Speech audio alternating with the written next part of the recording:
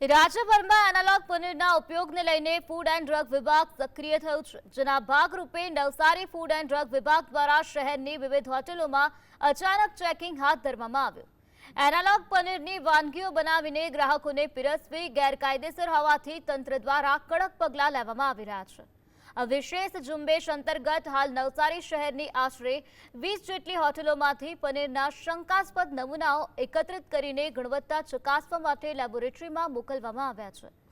Food વિભાગની આ અચાનક કાર્યવાહીથી ભેળસેળયુક્ત ખાદ્ય પદાર્થો વેચતા વેપારીઓમાં ભારે ફફડાટ વ્યાપ્યો છે અને આગામી દિવસોમાં પણ આ પ્રકારની સઘન તપાસ જારી રહેશે તેમ જાણવા મળ્યું છે।